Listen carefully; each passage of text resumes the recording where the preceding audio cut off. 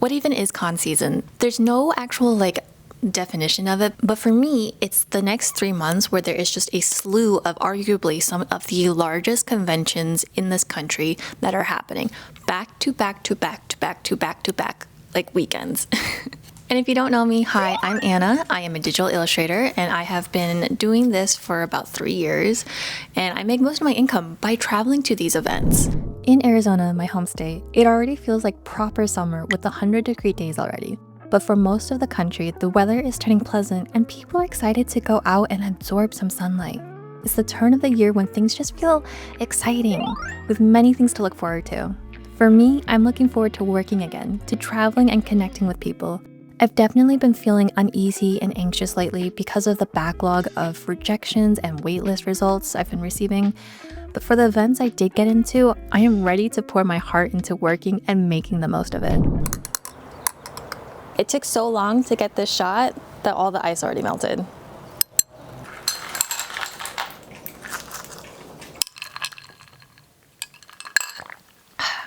So there's no real definition, but my definition of con season is like May through September. Arguably some of the biggest and most notable events in the country are happening. In May alone, there is Anime Boston, MomoCon, Fanime, ASEN. And then June, for me local, the biggest event is Phoenix Fan Fusion.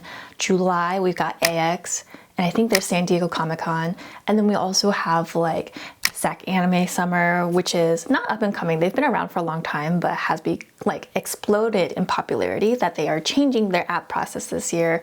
What else we got? We got Denver Fan Expo, which is I think the oldest or largest fan expo show on the Comic-Con scene. Oh my gosh. And then I completely forgot, how can I not mention Otakon, Anime New York City. There's also Dragon Con down in Atlanta, 4-day massive party con, super popular. Plenty of filler cons too. We've got local to Arizona, Saboten, San Japan in Texas is also happening, Anime Impulse OC, and plenty of craft fairs. Oh my goodness, it's craft fair season. So a lot of these events are happening in the summer-ish.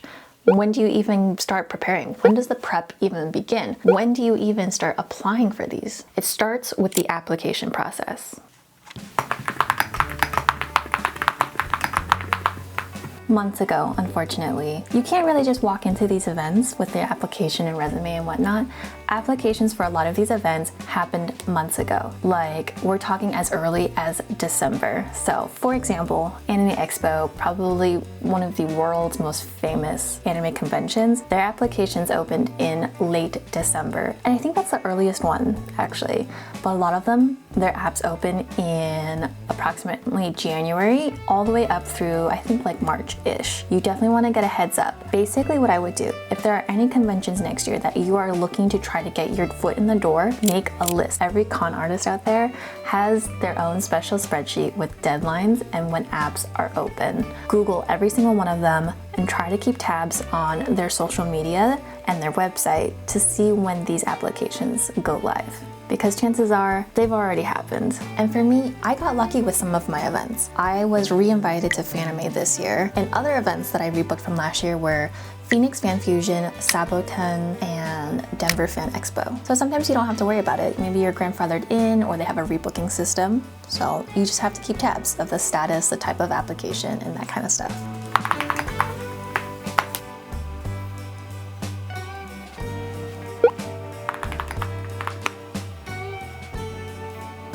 This is my friend.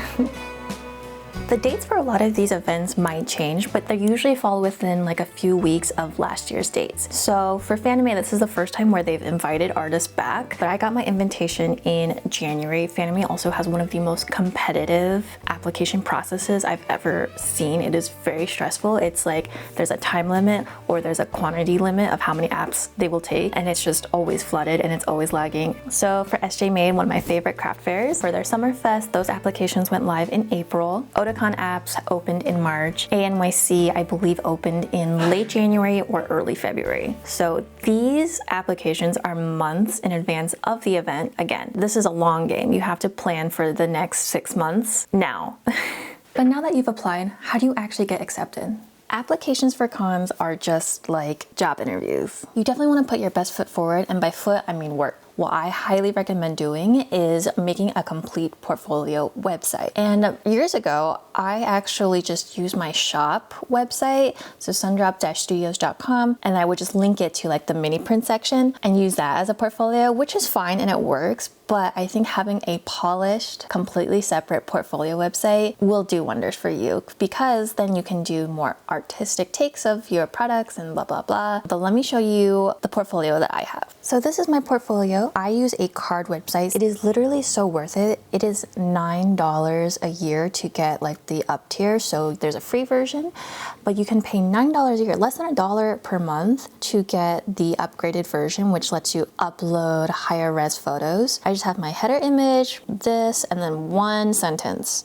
And then here, a very straightforward menu, illustrations, which brings you down here, products, scroll all the way down here so they can see the different kind of products that I have. So they can see that I have this shirt, got it on display, some new stickers, and then some of the other merch items that I have that are not just mini prints. And then I also added in this section, which is works in progress. Last time I updated this was in April, but this just shows the like progression of work that I've done for these pieces, which I think is a really good indication to show them, hey, like, one, I'm not an AI prompter, but they can also flip through and kind of enjoy and see my process. Table and display is another really good section to have. So I have just 3 simple pictures. This is my 10 by 10. This is a 6-footer, and then this one is an 8-foot table. Just so they can see that I have a brand consistency, that it's clean, it's professional. This is what they can expect to see from me. And then the last section is just a little blurb if they care. Most people do not care, so don't even like go too deep into this, but having a simple, straightforward website such as this, I think is really helpful, because social media or your Instagram landing page, sometimes you need an account to be able to access those kinds of things. Sometimes it just looks really messy, but a polished portfolio that's just straightforward, where you can just see all the work all at once. I got a new luggage piece.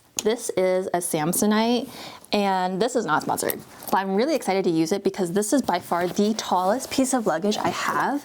I think from here to here, it's like 40 inches or something like that. You can fit a lot. Like if you built this out, like it's quite spacious on the inside. But the biggest struggle with a lot of Artist Alley things is like a lot of people need to bring poles and stuff. Oh, and my Artist Alley setup video that has done really well, I have been advocating for the use of these guys. From here to here is like 15 inches, and then this is the base. So I still use these all the time, and I love them because they pack down. You can fit them in any size luggage. So if there's a con that is like really strict about you have to be exactly 6 feet or 5 feet above the table, and they like measure you and everything, either you have to accept that you lose a couple inches, like a whole pole's worth, to fit within the parameters, or you risk going over or whatever. So that's the downfall of these. These are heavy, but they break down, they're compact, and they're also amazing quality. These are linked on my Amazon storefront, so if you want to look at these, they are expensive, but there's a lot of pros to these. Highly recommend checking them out. I get a small kickback if you wanted to get them. So consider using that. But a lot of people will also be using photo stands to hold their posters up or to build out their displays. I've started using these because I like the aspect that telescoping can get you the exact height that you want. For the cons that the other set of poles have, sometimes I want an exact height or exact width. I like the telescoping aspect of these, but the problem with these is that oftentimes these are just too long to fit into any piece of luggage. This piece right here is my longest piece of equipment that I'll ever have to bring anywhere. I think this is like 32 or 33 inches. These kind of displays are also weigh significantly less than the other set of poles that I'm bringing. And because I need to bring more merch and stuff to these different events, I'm probably going to be traveling with these poles more often just because they weigh less. But if you look at here, like this will fit in this suitcase. So I'm super excited about this. If you open it up and zip it up, it does fit completely in here, but also if you want a little bit more space or you have something that's slightly longer than 32.5 inches, diagonal, it will fit. Opening this guy. So this is the main body. There's a little flap up here. This is my longest piece of equipment and it fits perfectly right here. That. Plenty of space, and there's more space up here on the top part. So.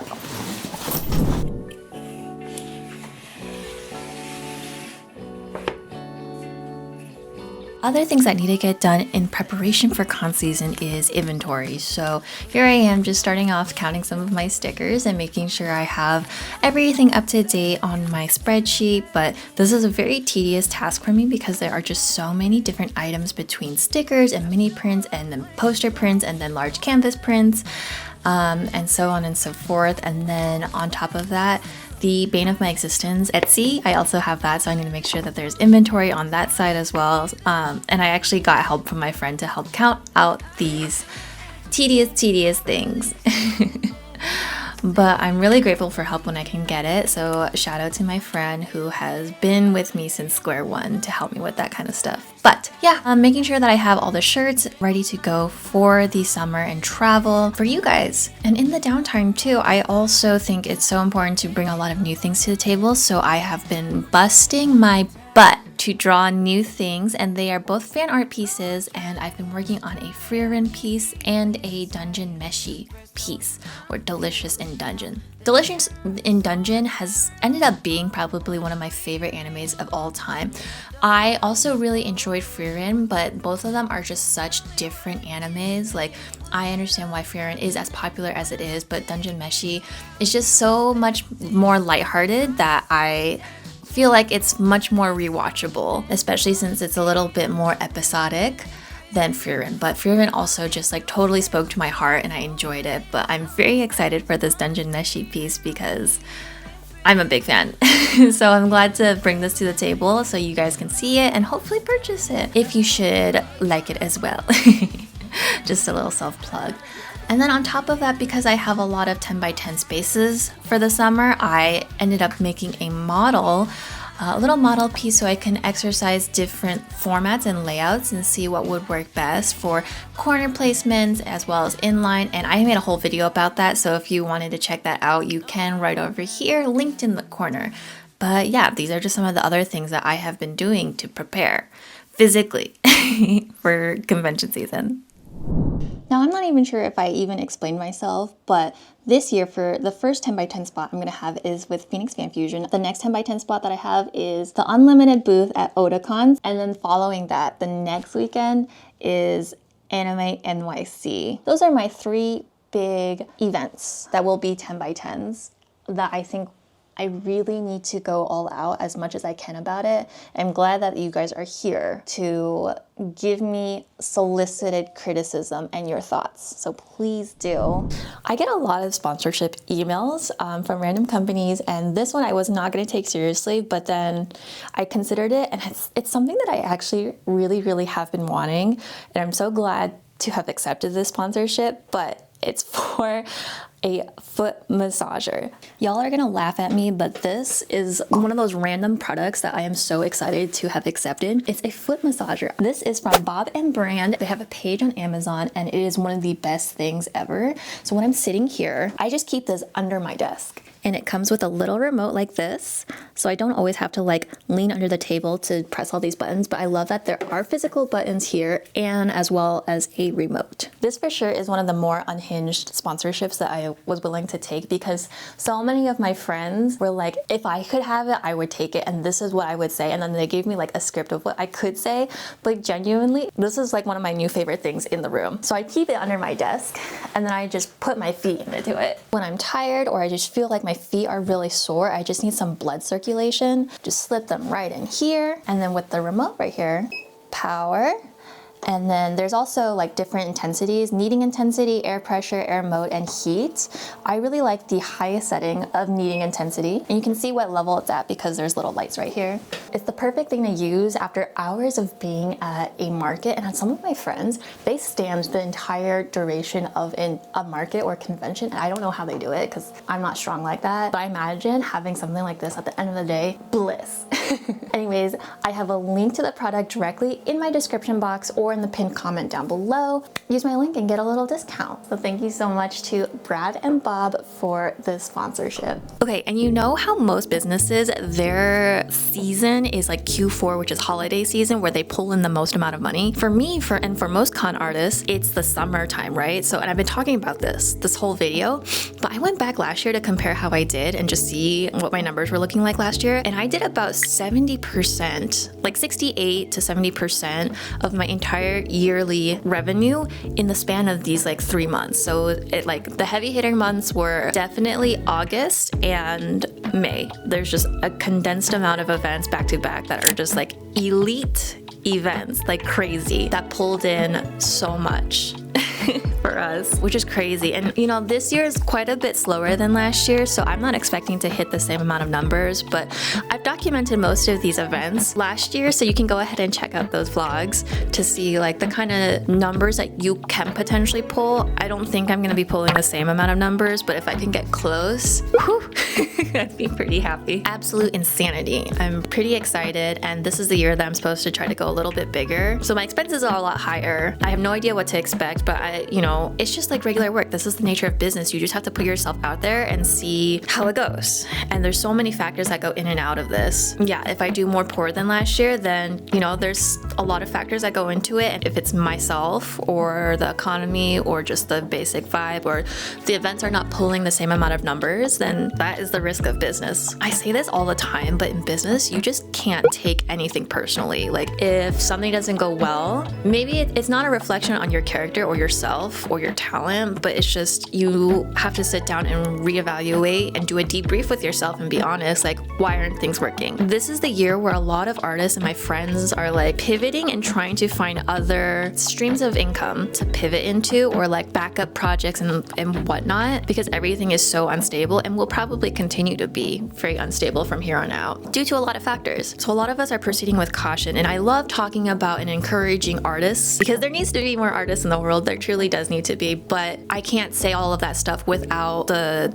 tale of caution behind it. It takes a lot of physical and mental stamina and to be okay with instability. I have quite a few friends who are gearing up for ASEN, which is just the starting line of convention season, and it's gonna be crazy because I get to see so many of my artist friends along on the road, so many of you guys. It'll be fun. I often say to people like, hope our paths cross soon, because the likelihood that you do cross paths with another person who's in the same kind of industry is probably actually quite high. So there's kind of that fun aspect. I'm very nervous and of course very excited for convention season to be here, taking you guys along, vlogging every event. So earlier in the vlog, I did list out all of the summer events that I'm doing. It's not as many as last year, but there's still some that I'm quite excited to return back to. Like, this is gonna be my third Fanime in a row, and I feel so blessed and excited. Like, Fanime has always been one of my favorites. I say that about a lot of events, but Fanime, NYC, KawaiiCon, those are probably like my top 3 for sure in terms of experience and city and just like how worth it is to go do these cons. I think those would be my top 3. I love those events. I guess I'll see you guys in a week or 2. Best believe that I'm definitely gonna be vlogging Fanime. This will be my 3rd Fanime and my 2nd Fanime vlog, but that one's gonna be on deck. Fanime is happening late May, so the vlog for that one will probably be up right before June or the first week of June. So very excited about that. Thanks so much for joining in and having a little chit chat with me. I know my studio vlogs don't do as well, but for those of you who tune in, I'm so grateful for you. Please say hi to me if you find me on the road. I'm so excited. Okay, bye.